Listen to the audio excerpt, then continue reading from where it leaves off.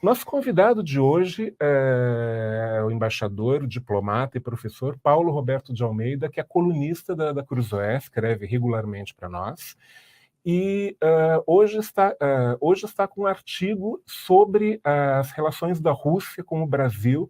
E nós vamos falar com o embaixador sobre essas relações, sobre a visita do Lula à China, que foi adiada e deve ser realizada na segunda semana de abril, e sobre o papel geopolítico da China atual. Vamos chamar, então, o embaixador Paulo Roberto de Almeida para a tela. Bem-vindo, embaixador. Boa tarde.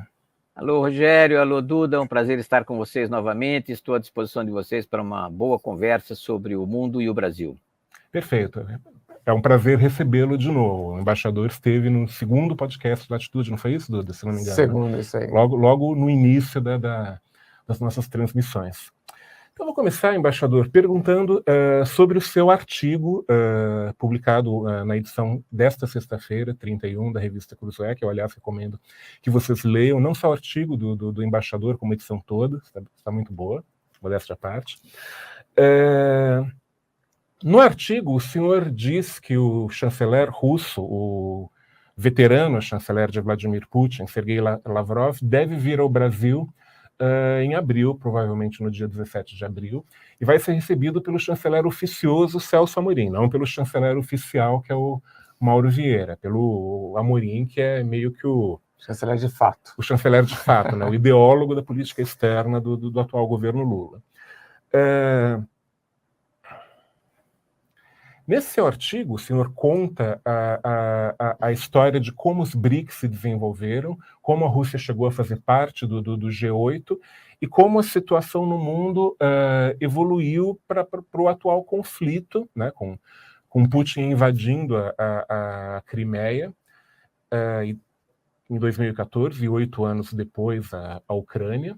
E a posição de neutralidade que o Brasil vem adotando diante de todas essas invasões, já com Dilma Rousseff, que era presidente em 2014, na época da invasão da Crimeia, depois com Jair Bolsonaro, cujo governo se encerrou agora no início do ano, e agora com Lula, quer dizer, com orientações ideológicas diferentes, a posição básica de alegada neutralidade ou imparcialidade do Brasil não mudou.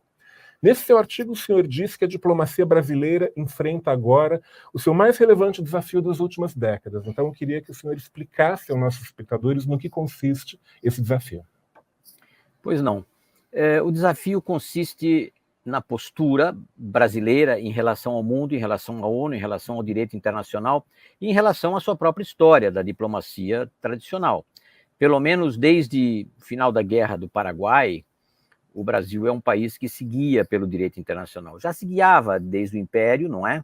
Mas a postura do Brasil ficou mais afirmada a partir da República e a partir do Barão do Rio Branco, de 1902 a 1912, e também de Rui Barbosa, que colaborou com ele na primeira Conferência da Paz da Haia, na segunda Conferência da Paz da Haia, em 1907, e depois foi o embaixador plenipotenciário do Brasil nas comemorações do primeiro centenário da Argentina, em 1916, quando ele pronunciou um famoso discurso sobre os deveres dos neutros, que é um discurso que se aplica a hoje, digamos assim. Por quê? Na Grande Guerra, o Império Alemão invadiu a Bélgica, que era neutra, não é? Invadiu e destruiu, fez uma mortandade, um morticínio, queimou toda a biblioteca da Universidade Católica de Louvain. E o Rui Barbosa, o que ele dizia nessa famosa conferência que ele fez na Universidade de Buenos Aires, na Faculdade de Direito? Ele dizia que entre a justiça e o crime não se pode ser neutro, ou seja, a questão da neutralidade ou da imparcialidade. O Brasil tinha o dever de afirmar a sua adesão aos princípios do direito internacional, confirmando não uma neutralidade hipócrita ou passiva, mas uma neutralidade ativa e, de certa forma, favorável ao direito internacional, em defesa da Bélgica. E o Rui Barbosa fez com que a posição do Brasil saísse da neutralidade para a denúncia e o rompimento de relações com os impérios centrais. E o Brasil foi um partícipe, ainda que tardio, na Grande Guerra, na Primeira Guerra Mundial. Essa mesma posição do Rui Barbosa, de 1916, foi reproduzida pelo Oswaldo Aranha, quando era chanceler no Estado Novo, não é?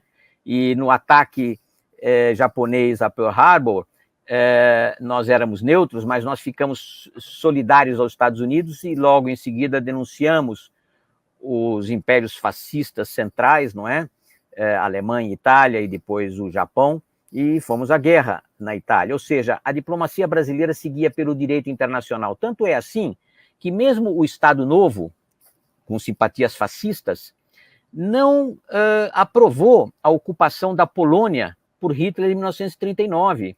O governo do Estado Novo continuou reconhecendo o governo polonês no exílio. O governo do Estado Novo tampouco aceitou a incorporação dos 3 estados bálticos à soberania da União Soviética em 1940. Nós continuamos reconhecendo os governos no exílio e mantendo relações diplomáticas com os 3 estados bálticos até os anos 60, quando Jânio Quadros reconheceu a União Soviética, e aí nós deixamos de nos relacionar com os 3 estados bálticos, com os quais nós tivemos relações diplomáticas e consulares durante todo o pós-guerra, não é? Então, você veja que a diplomacia brasileira tem princípios, doutrinas, fundamentos jurídicos muito bem estabelecidos. E o primeiro rompimento dessa tradição se deu justamente na invasão da Crimeia pelo Putin, em 2014, quando a Dilma Rousseff disse que não iria se manifestar sobre assuntos internos da Ucrânia, como se a invasão de um país soberano por outro fosse um assunto interno, não é? E o mesmo se repetiu agora, de uma outra forma, claro, mas a nossa neutralidade hipócrita, eu diria, do governo Bolsonaro, que até se manifestou solidário pessoalmente ao Putin, continua se manifestando atualmente com a invasão da Ucrânia, não é? A tentativa de ocupação total da Ucrânia pelo Putin não está conseguindo, mas está destruindo sistematicamente o país, matando a sua população, e o Brasil tem o dever de sair dessa neutralidade passiva, digamos, e assumir a defesa do direito internacional, da Carta da ONU, dos princípios e valores que são os da nossa diplomacia. O Duda usou num podcast sobre a Ucrânia, talvez com o Paulo Filho, não lembro exatamente, uma metáfora mais simples. Se a gente vê uma pessoa apanhando de outra na rua e chega e diz, não, eu sou neutro, nós estamos objetivamente a favor de quem está agredindo, não é isso? A posição do Brasil, essencialmente, agora é essa.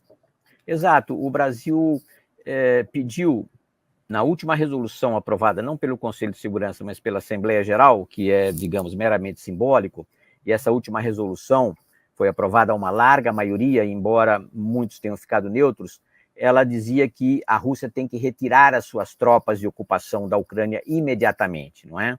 O Brasil até apoiou essa resolução, mas fez questão de introduzir um parágrafo ou uma demanda, uma questão que pedia cessação de hostilidades. Ora, o que é cessação de hostilidades? É o congelamento das forças onde elas se encontram no terreno, ou seja, isso é garantir a ocupação de fato pelas forças russas de mais ou menos 20% do território ucraniano, o que significa que eles terão possibilidade de se reagrupar e preparar uma nova ofensiva para atacar ainda mais a Ucrânia e continuar destruindo não apenas aqueles 20% do território, mas o resto do país.